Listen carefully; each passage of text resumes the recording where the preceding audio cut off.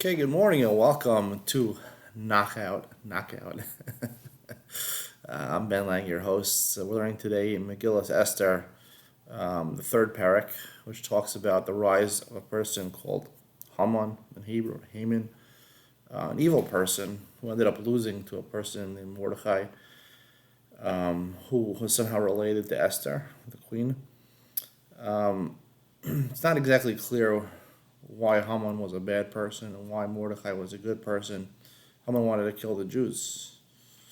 You know, you think about people anti-Semitic over the years, people that want to kill the Jews.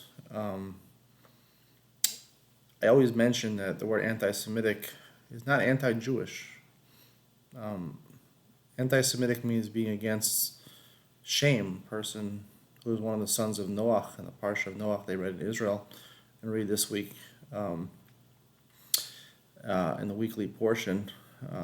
Noach, who had a son, one of his sons was Shem. Shem was a person who spent too much time learning in yeshiva. Yeshiva is a good thing.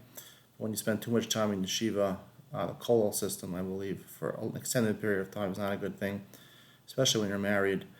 That's real anti-Semitism, and sometimes, I'm not saying anti-Semitism is justified, and it's a bad thing, and that's why Haman ended up losing, because even though hating people for people doing the wrong thing in life, people spending their time doing the wrong thing, and maybe it's ostensibly the wrong thing to be not spending your life being part of the working world, taking charity from other things, and it is the wrong thing on a personal level. Doesn't justify hate. Hate is never justified. You should never justify hurting anybody or hating anybody just because they do something which is not what you do.